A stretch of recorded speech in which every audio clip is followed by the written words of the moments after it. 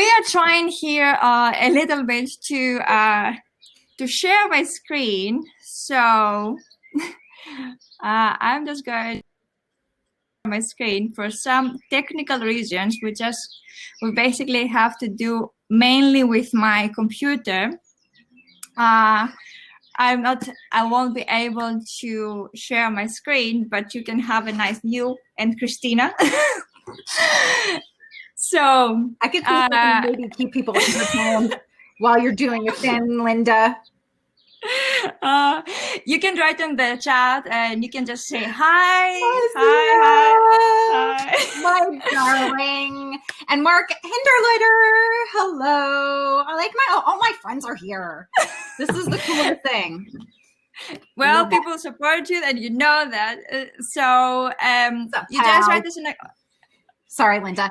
I should talk. Do you? No, don't worry. Don't worry. So I'm just going to tell, I was about to say that you just say hi in the chat. Tell us where you're calling from if you want. We have a Q&A session that you can ask Christina whatever you want. So with that being said, I am just going to tell a little bit about myself.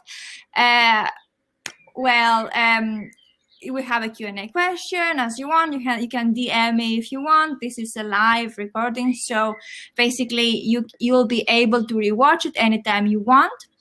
A little bit about me. I'm Linda. I'm an ambassador for Power to Fly, a very proud ambassador, and I'm also a minimalist, and I also work as a freelance community and events manager.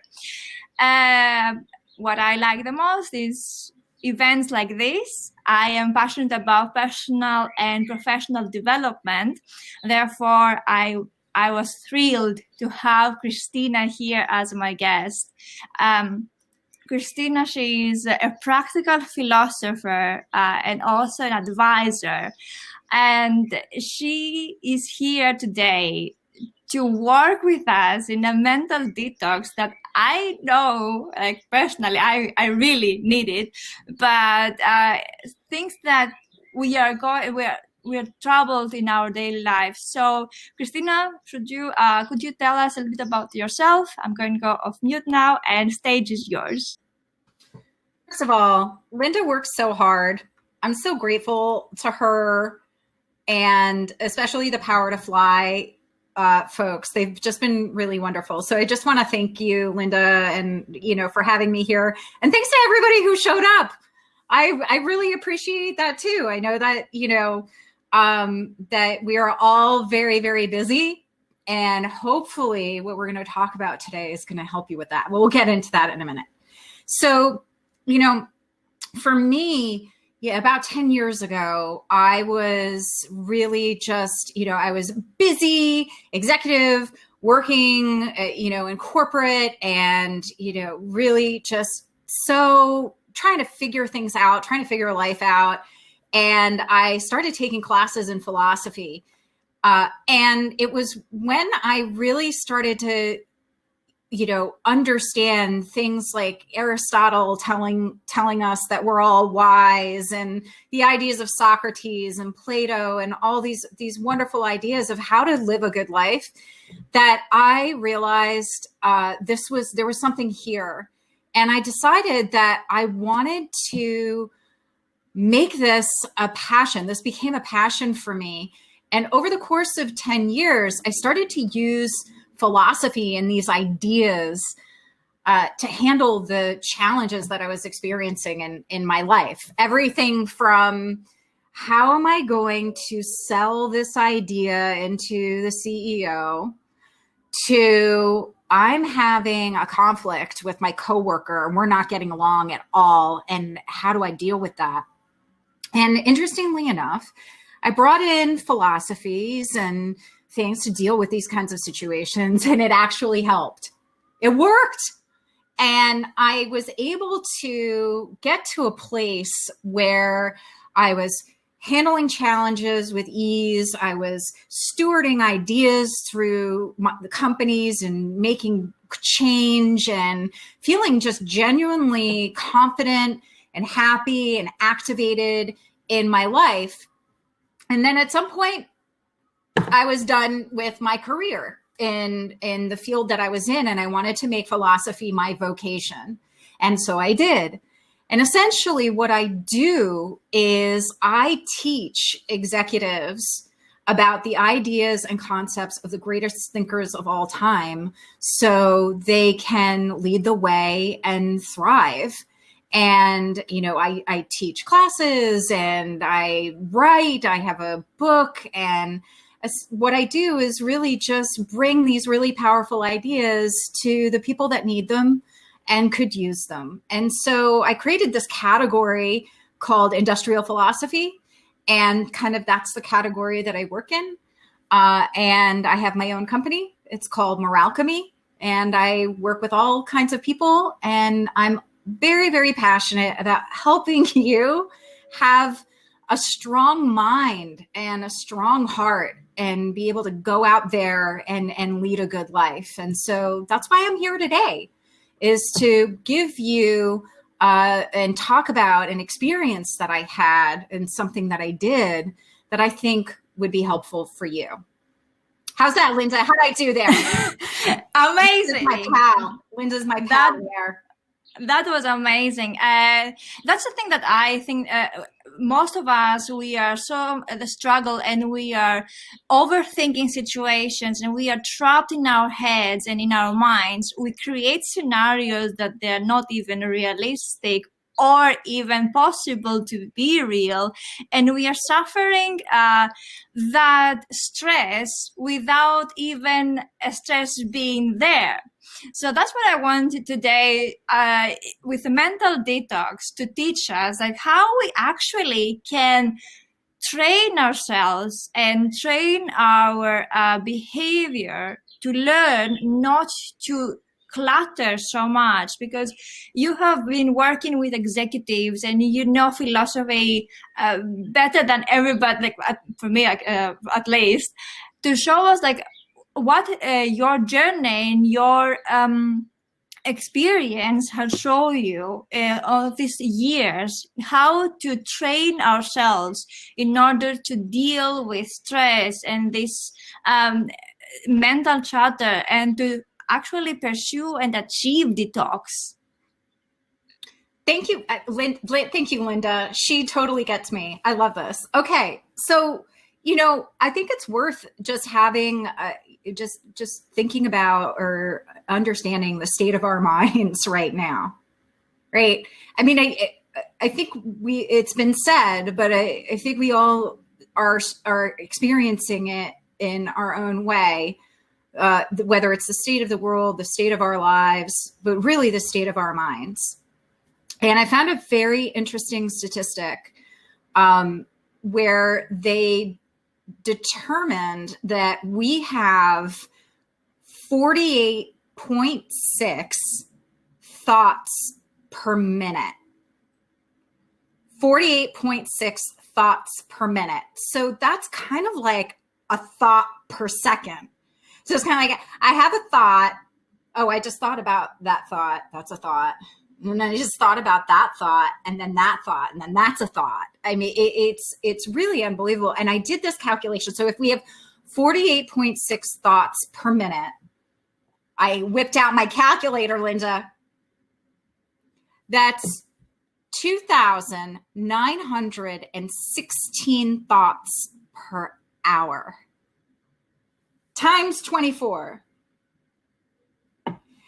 69,984 thoughts per day. Thoughts. Yes. And not only, thank you, Linda. Yes, it is a lot of thoughts, but not only that, not all of those thoughts are true. Not all of those thoughts are nice. And not all of those thoughts are singular, right? So those thoughts there can be a thought, and then there's like, it grows tentacles. It like expands, and it then turns on you and it grows, so it becomes inverted. It's like all of these sort of ruminations and things that go on. And these thoughts accumulate. They go somewhere. They don't always just leave. They accumulate. And so what happens in our minds is things get really backed up, and it may manifest in stress or lack of focus or distraction or exhaustion. It's just another thing that I've read is when you're in a rumination, when you are thinking really, really hard and you're really grinding it out in your mind, it is the equivalent of 8 hours of physical labor.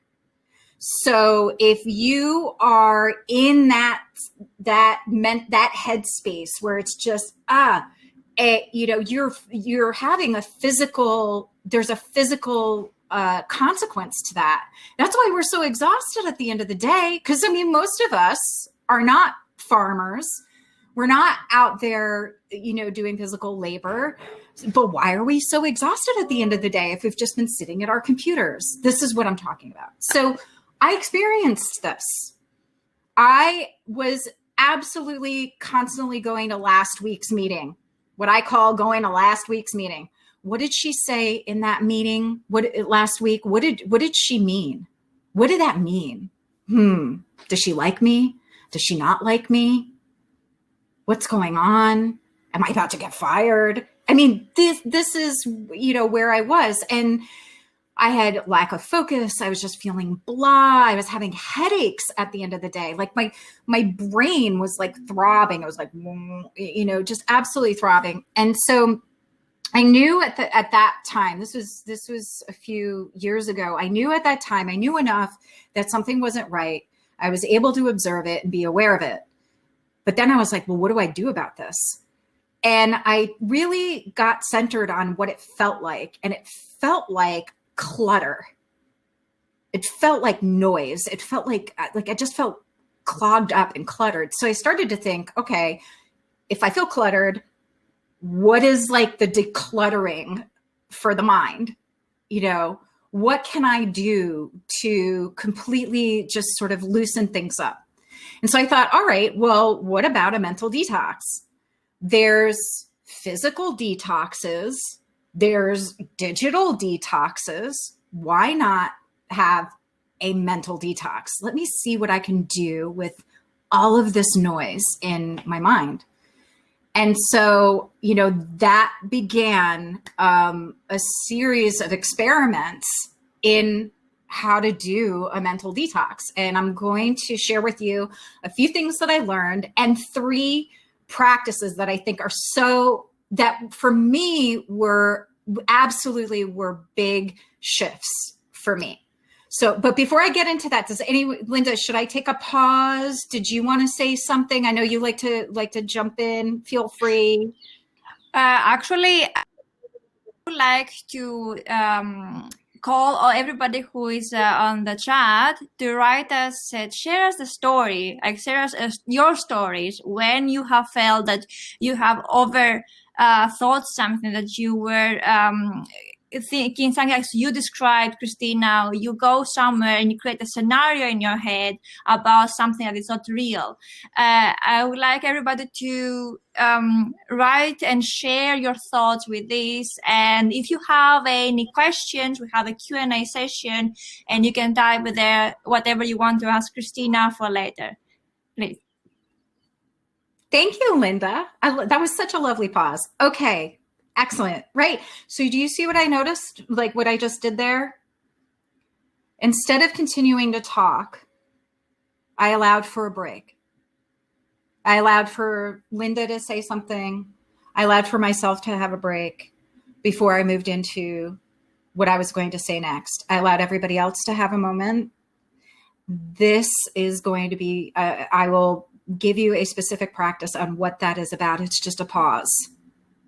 So now we can enter into the next set of ideas fairly clearly, and with a little bit of focus, right? Instead of just barreling through. That's how we live our lives. We just barrel through, and it only takes a split second to reset. Okay, so I knew that I had to come up with a sort of different series of steps in how I approached a mental detox. The first thing I did is I did research. I hit the books, my library, learned from others, and just collected a bunch of stuff. But I knew I needed to figure out what was going to be my process. The first thing is I knew I needed to see where I was. I needed to really understand, like, how bad is it? I knew it was pretty bad, but how bad? Like, what can I see this? Can I observe this? So very similar to like a budget. When we start a budget, we keep all of our receipts. When we start a diet, we keep a food journal. I did what I now call a thought audit. And essentially what I started doing was like, okay, can I try and actually catch myself when I'm in a thought? So all I did was take a simple notebook and a pen, very simple, or a Post-it note. And every time I had a thought, I was like, boom, boom, boom. Okay. So I don't know if you can see that. Each one of these marks represented a thought. And at first it was like a little bit hard because thoughts come in, they're like drive-bys. They come in, whiz bang, they're gone. But after some practice, I was able to actually start quantifying. I had a page like this full before noon when I started. Before noon. It's crazy town, right? So eventually, I was able to really, capture this and figured out that I was about 2 hours a day in these sort of non-productive, random thoughts, these sort of snippets of things. And we'll talk about the difference between like that circular thinking, that those pesky thoughts versus a productive thought. We can get into that if we have time, but there is a difference. So then the second thing, so I had to see it. So finally I saw it and I was like, oh man, this is hardcore. So then I realized I have to change. I have to do something radical. Like I have to completely disrupt my mind. Like, how do I do that? So I did something that was one of the hardest things that I have ever done, and one of the most fruitful and the most revealing things. And it really did change me. I did not talk for a week. Now, I'm not saying that you have to do this either, but even if it's just for a day and prepare, I did a silence practice for a week.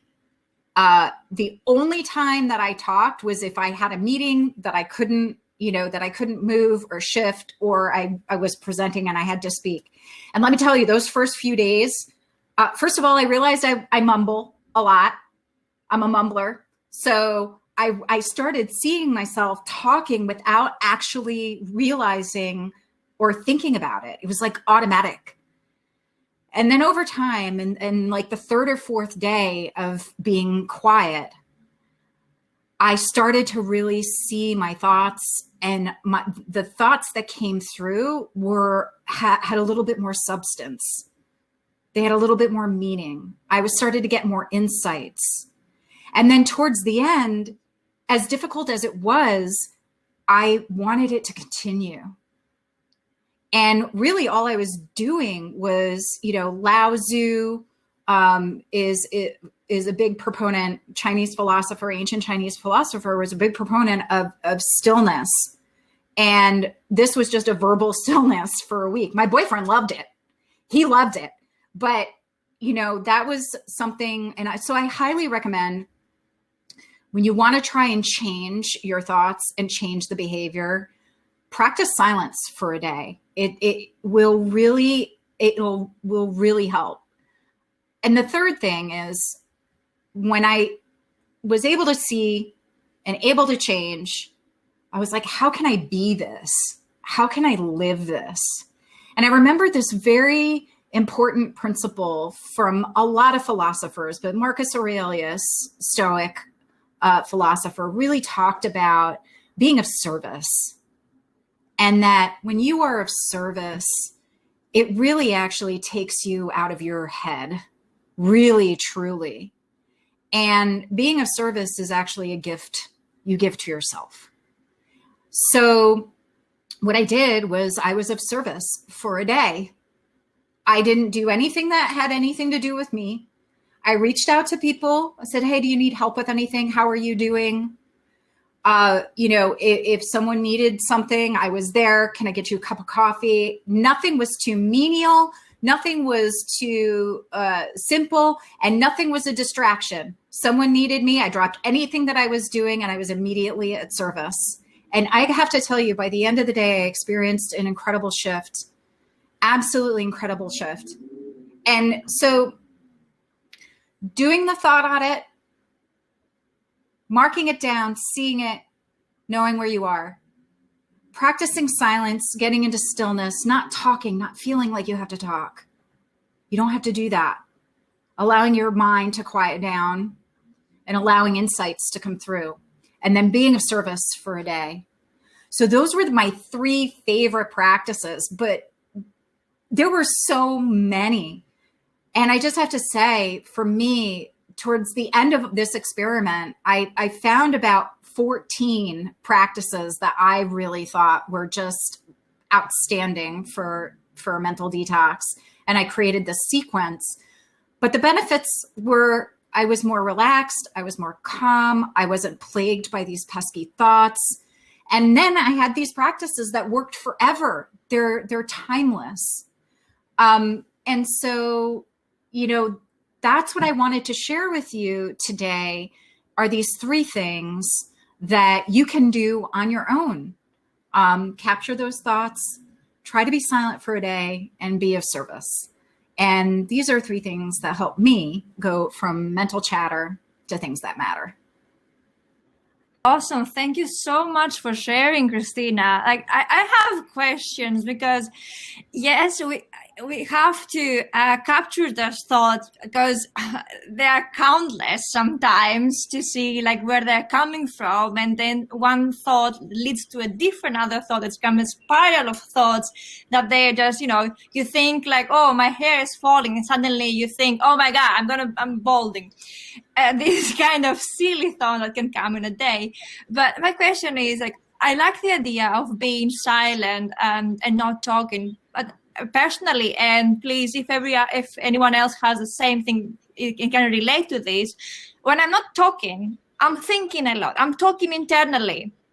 How do I stop that? Like, does anybody else have this problem? I think like I can't stop the inner chatter. So that's the whole point. That's the point, is that you can see it, because a lot of times we can't see it, or we don't see it, or we think we are it. We think we are our thoughts, but we are not our thoughts. We are that which sees the thoughts. So actually, when you are silent and you can see your thoughts, you actually you are in your true self, because you are in that true observational mode. You're not in the movement of your thoughts. You're seeing them. So that was, for me, a big revelation, because the whole point is to really observe. And that's what the silence does. And eventually, the more you see it, the more you put these things under observation, they go away. That's the work. You actually don't have to do anything. And the other thing too is they're never going to stop. They're a part of your mind. It's like, you can't stop it. But what you can do is you can increase the quality of the thoughts that you have.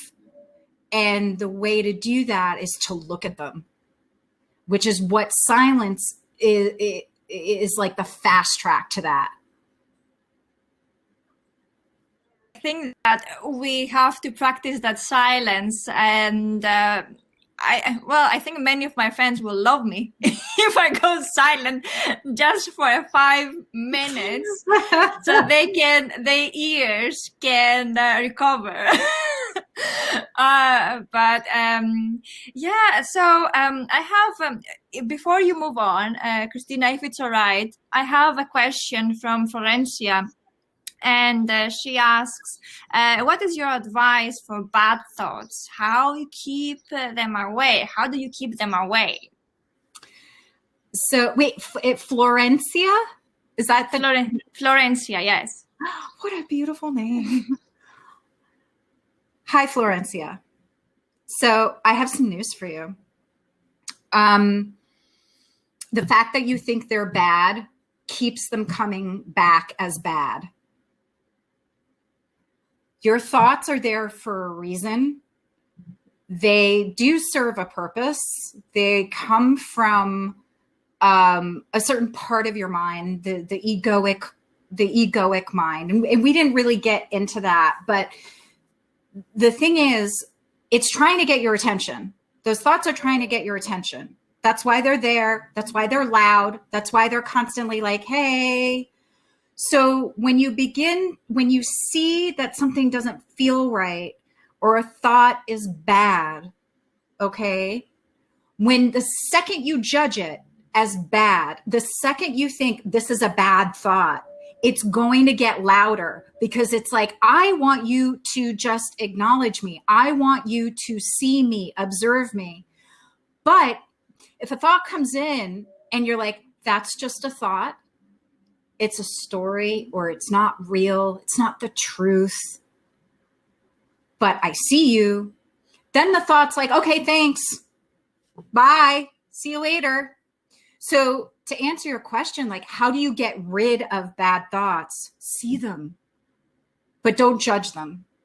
Because when you have that internal resistance in your mind, it's just going to resist back.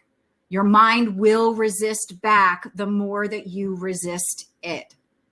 So the whole point of observation, seeing it, doing things that are quieter, more thoughtful, all of those things and other things that I did in Mental Detox were all these things that sort of helped to ease the intensity of these kinds of thoughts. I hope that answers your question, Florencia. Beautiful name. Florencia, you get a song too. She would like to jump also on camera. You can just DM me, Florencia, and just activate that. I just that's the good thing. Like, we have to recognize the bad thoughts and just acknowledge them as bad thoughts and push them away. The thing is that many people have is they get trapped in those bad thoughts, and even like if we're trying to push them away, they're coming back. But as you said, like, if we just name them bad thoughts, we are going to attract more and more of them. So we just tell, oh, this is just a thought then. It doesn't have to be good or bad, I guess. It's just another thought. And then let's move on. Would you like to continue? I have another question, or we can leave it for the end. Christina. Well, I just wanted to say, well said, Linda. Well said. That's all. Thank you. I have another question, but we can keep it for later in case you want to continue, and then we can come back as you like. Well, so you said something that I do actually want to touch on. So a couple things, actually, just a couple things. So yes, we can get very attached to our thoughts, and we get sucked into them. We attach to them, and then they weigh us down, right? And a lot of times our thoughts, want us to stay there because that's what your ego, it wants you to stay in a safe place. It wants you to stay in the place that it knows. And what it knows may be fear, maybe judgment, maybe what's going to happen. It may be regret, like, oh, I can't believe I married that guy. Okay, I'm speaking from experience. But anyway, what I'm saying is it can be a deliciously frightful place to be when you attach to your thoughts. And you may not even realize that you're attached to them, but there is a way to recognize when you are, if they keep coming back. We all have ideas about ourselves and ideas about other people or ways of looking at ourselves that keep coming back. You know, that regret, that just you can't shake it off, that feeling of inadequacy that you can't shake. That is an indication that there's an attachment there and worthy of examination. The second thing, I remember I wanted to talk about the difference between a productive thought and the difference between the random drive-by, not productive thought. So that sort of ruminating, circular, non-productive thought has one characteristic. It doesn't get you anywhere. It doesn't have momentum.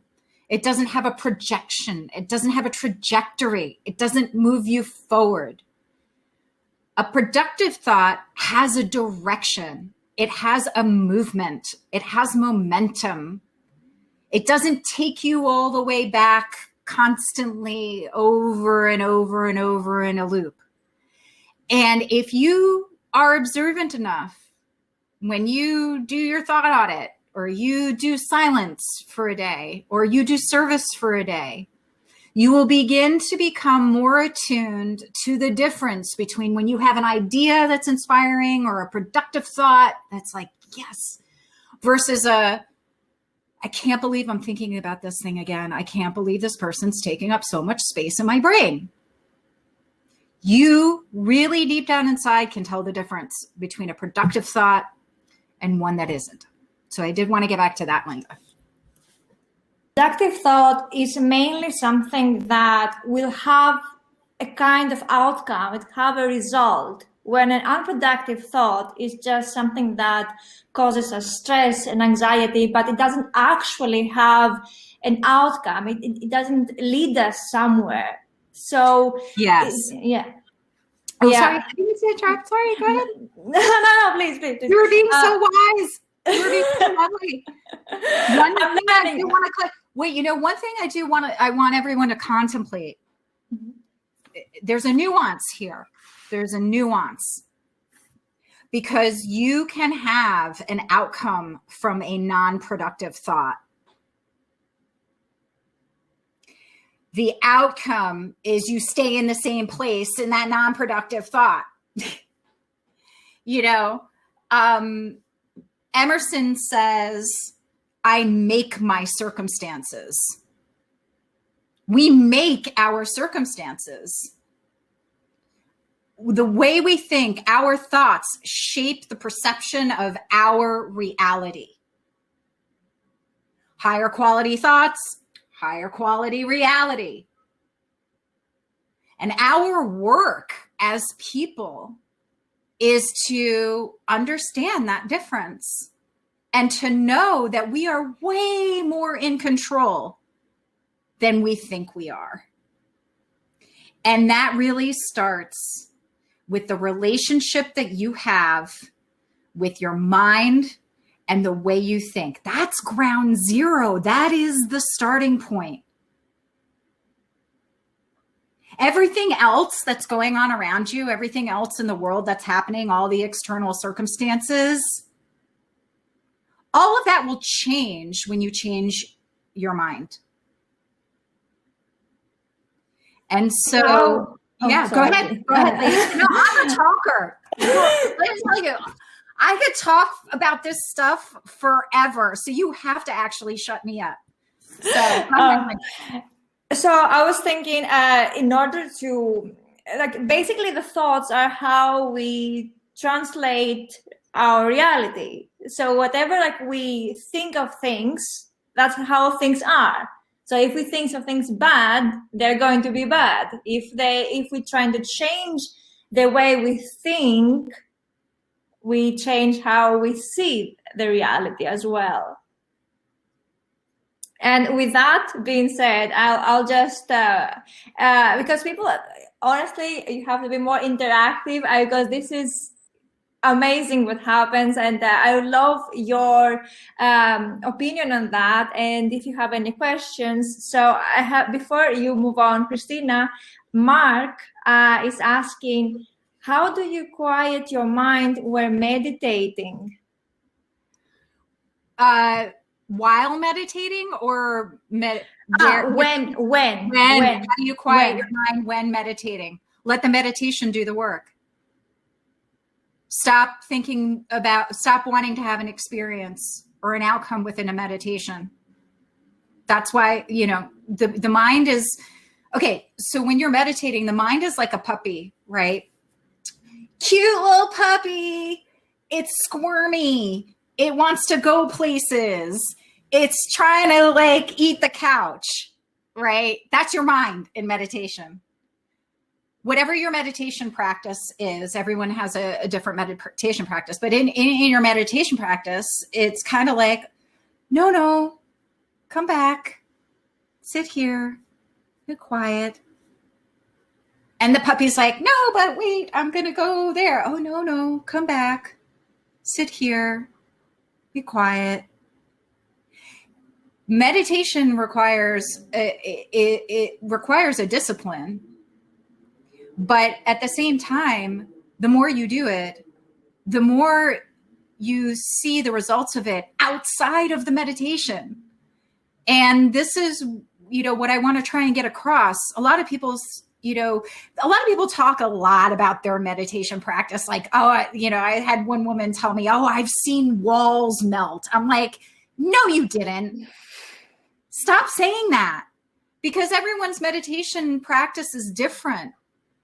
But what I really want to impart is it's simple. Just do it. Let it do the work. It works on a subtle level. You may never see or know the results of it. Let it unfold, and let your life unfold around it, around that practice, around meditation. The purpose of meditation is not to quiet your thoughts while you're in meditation. The purpose of meditation is to come home to the self. And in that, there is no purpose, because you're always home in the self. So all you're doing is just coming home. And that's it. I have a question, amazing. Christina. Yeah. Hi, everyone. Hi. Hello, Holly. I know, well, my name's not Holly, but for some reason it says Holly. It's Holly, but just one Holly. My question is around sort of manifesting, and if you get stuck in a bad thought, sort of feeling like you're going to manifest those bad things, a little bit like what Linda was saying.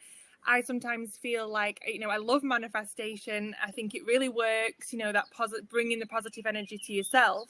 But if you get in a bad place, and then all you're thinking about is those, you can't get out of the negative thought process. You just feel like you're going to manifest all the negativity towards you and all the negative things that you're thinking. How do you sort of break that cycle? Thank you.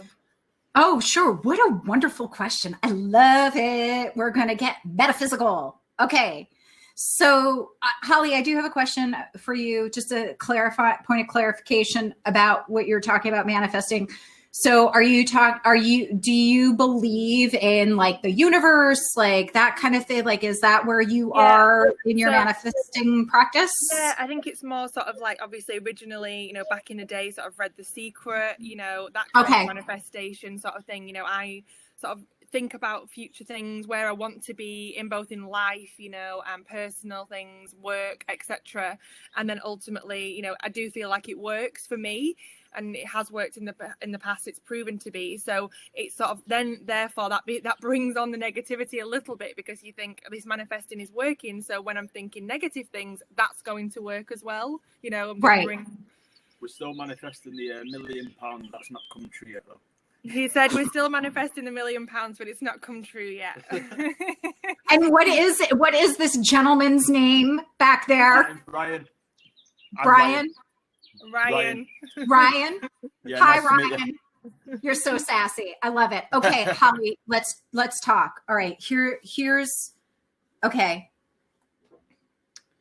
First of all, when we always have a lot of ideas about like manifesting and meditation and what it's supposed to be and what it's not supposed to be and what it's supposed to give to us and don't worry about it. Don't worry about it. You want to know why? You want to know why? First of all, it's natural. And the universe is very forgiving. The universe loves you. It loves you. You know what the universe wants? The universe wants you to love yourself. And it is sitting very patiently around you. It's all around you. The space that's around you right now, the space, the air, the sky, that space that is around you right now, and Sassy Ryan, it loves you. So when you feel like you didn't, like I did an oopsie, I put in the wrong order with the universe is going to be like, we'll forget that even happened. Like, going to forget that even happened. You want to know why? Because I love you. So when you get into that place, when you feel like, ooh, I'm in that, like, ooh, I feel like I've been putting in a lot of bad orders. Is something bad going to happen? Sit. And I've done this, and it was very powerful. I remembered that the universe loves me. And I sat and closed my eyes and looked at myself the way space looked at me. The way the space looked at me. The way the universe looked at me. I imagined what the universe saw when it looked at me. And I felt so much love. It washed right over me. So the next time, again, when you're in that place, just sit quietly and ask yourself, like, just ask, what does this space see in me right now? And I guarantee you're going to get a lovely answer. Thank you. That was great. Yeah, thank you. And I think that it's true because you always, I think we, I say you, I mean everybody, sort of collectively, you always sort of say to people when someone else feels sort of down or in a negative mindset, you would sort of say, but look at yourself through my eyes, and I think that that's sort of something that we all have to take upon, sort of try and do that a bit more often, sort of look at the positives that other people see in us, because we can get so caught up in those negative thoughts, especially when you're in that mind space. We can do the opposite as well, be super positive, which is always great, but more about the negativity and quietening that. But yeah, thank you, Christina. Thank you. Thank you all for participating. It's great. If anybody else has questions, just jump on camera, jump off mute, and just tell us. I know that Christina, she has an exercise for us that she's going to share. And I would love you, Christina, if you can walk us through the exercise so we can practice and put into action what we are learning today. Because this is not only knowledge to be gained, this is a behavior changing exercise that you're going to share with us today. Absolutely. Okay. And just so everyone knows, we're going to do this exercise together, but then I'm going to share a link where I did a video of this exercise so you can, do it again if you want. Okay. So remember when I was talking before about, like all our thoughts in our minds, and sometimes it can feel like we're living in an alternate reality. When we're in our minds, it's an alternate reality. It's not reality, right? It's not reality. And so, we really want to strive for being in the moment, seeing reality, seeing the truth for what it is as much as we possibly can. And this is a way to be able to get to that place in just a few minutes. So there's a little bit of a biology here. The way we perceive reality, the front lines of the way we perceive reality is actually through our senses. Our senses were created, or we evolved to have sight, hearing, taste, smell, and touch because we needed to interact with reality. We needed to be able to understand our environment. And it is really the first place of truth, is through our senses, is the first place of truth. So what we're going to do is what I call an awareness exercise. This is different than a meditation. This is going to open you out. This is going to bring you into the truth, bring you into reality. So the first thing we do is get comfortable. All right. So just sit.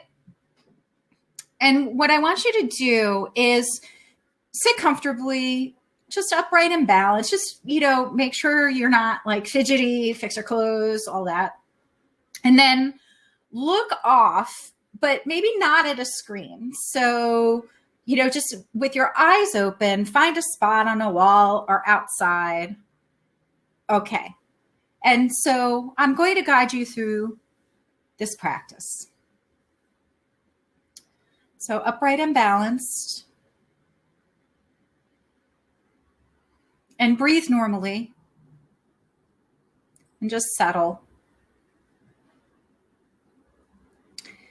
Now, feel your feet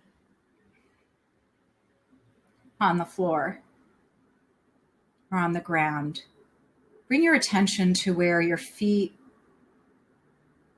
are meeting the ground.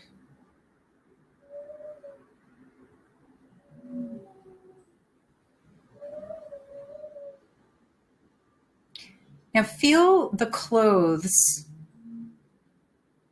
on your skin.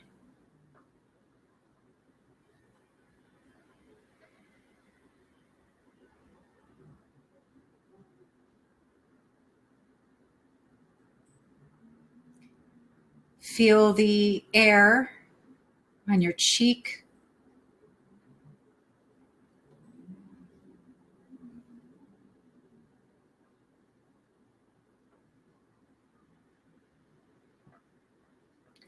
Now with your eyes, look out and take in color and form. Without naming objects, just let your eyes take in color and form.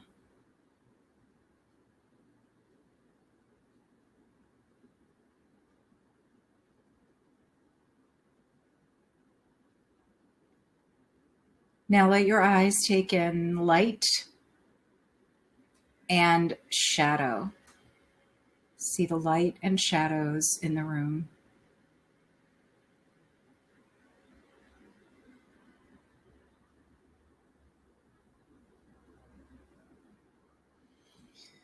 Now take a deep breath and smell the air.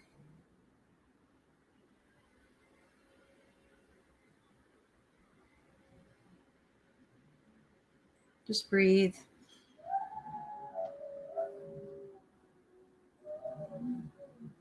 Now with your tongue, feel the sense of taste in your mouth and on your tongue.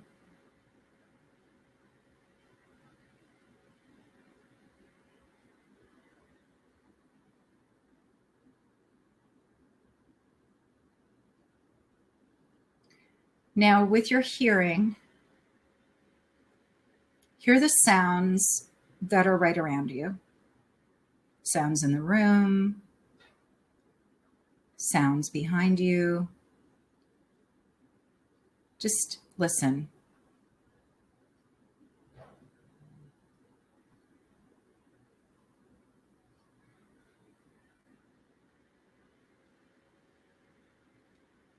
Now extend your hearing to the farthest sound that you can hear. Outside the room, down the road, far. Try to hear the farthest sound you can hear.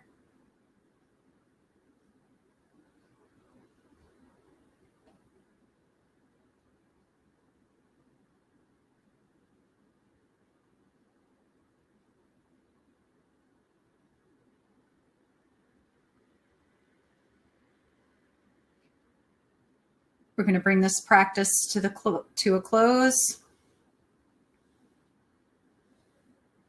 Come back. Good. And we're back. Well, we actually didn't leave. We're more back than we were maybe before. That was pretty amazing. I think that we take so many things for granted in our daily lives, like the feeling of our feet in the ground, the clothes in our skin. Like there's things that we forget that we are experiencing, and we don't see them anymore. So that I think that this is with awareness as well, and the outside world, like we basically take things for granted, and we are, I would say, in a sense of autopilot when we just operate without thinking what exactly we are doing or how we are doing it. Thank you so much, Christina, for sharing that. That was an amazing exercise. You're welcome.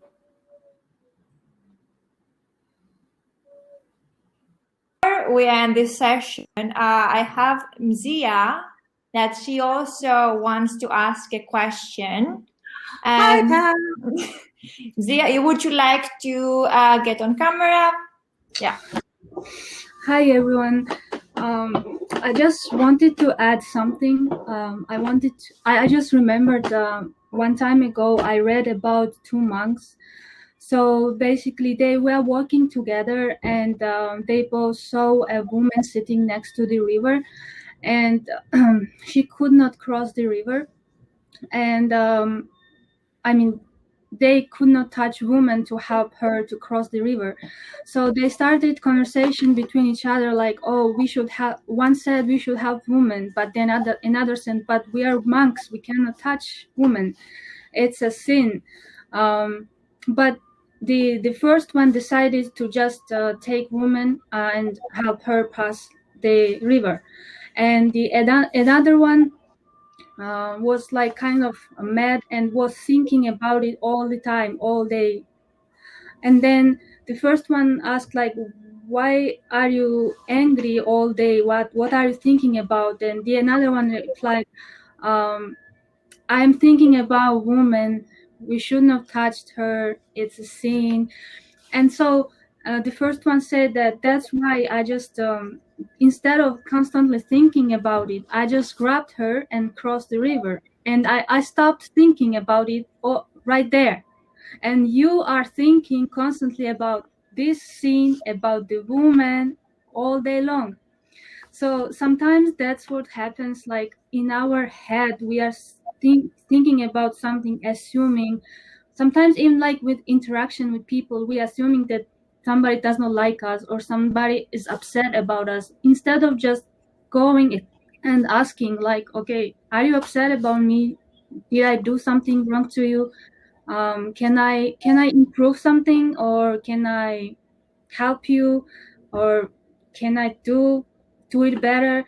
So like my point is, sometimes like Christina mentioned 3 practices that helps her to reduce her thinking and improve the quality, and this is one thing that helps me like to address my thoughts, because I noticed that sometimes I'm assuming things that it's not real. So just going and doing it, or like asking, is it real, or it's just my thought? It really helps to sort out that, like what is real, what is just my fantasy.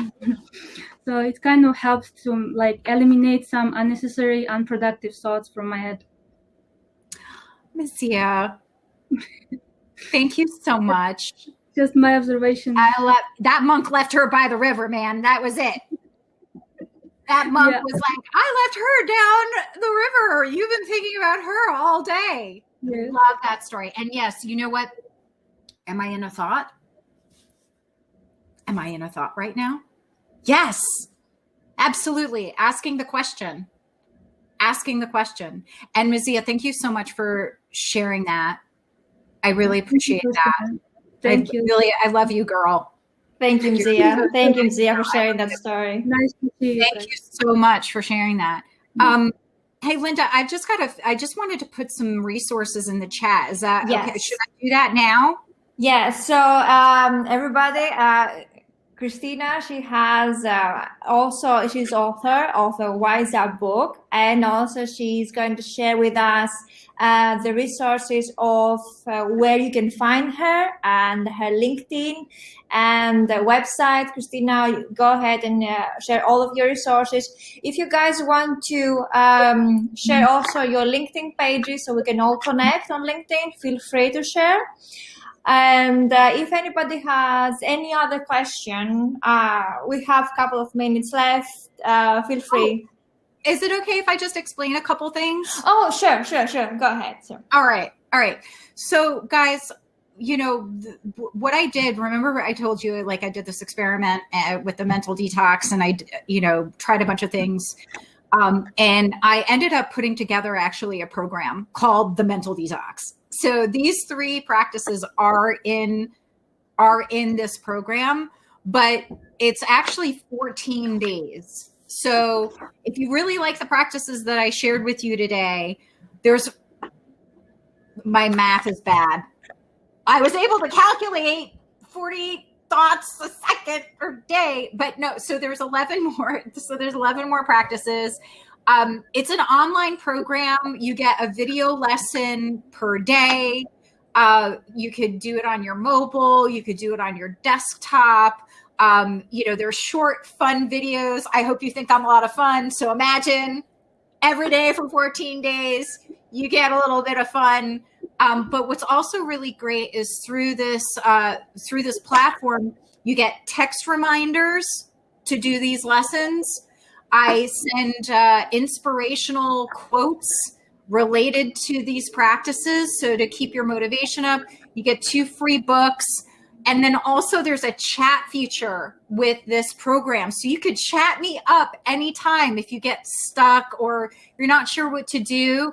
It's like I'm in your pocket. It's like you shrunk me and you're carrying me around in your pocket.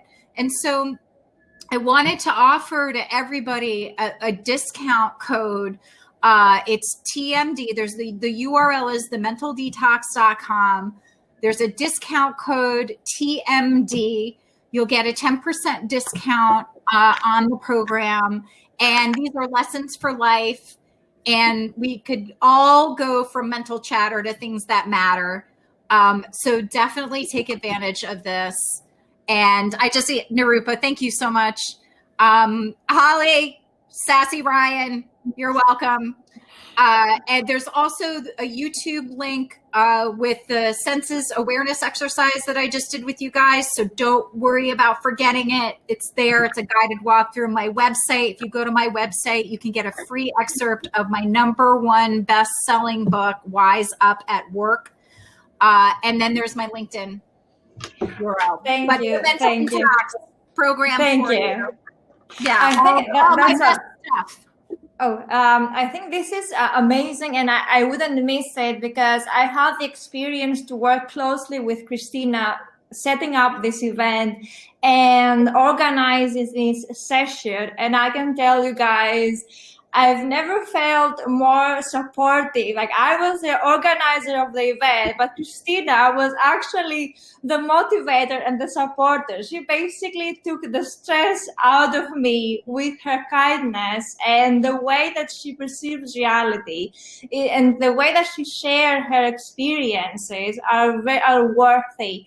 And I'm so grateful that I met you, Christina, and the universe sends you in my way in a very weird way. So I'm very grateful that I met you, and definitely I would love to share with you guys also in an email that is going to follow up with this recording. I'm going to include everything that Christina included, so you can find it afterwards, and see also the exercise so you can practice. And remember, everything here is practice. It's not like what we learn one day and then tomorrow we wake up the same. We have to take action and to practice these things. Therefore, that's why the 40 days, the 14 days, not 40, I wish it was 40, the 14 days of mental detox, it's to make us take action and improve.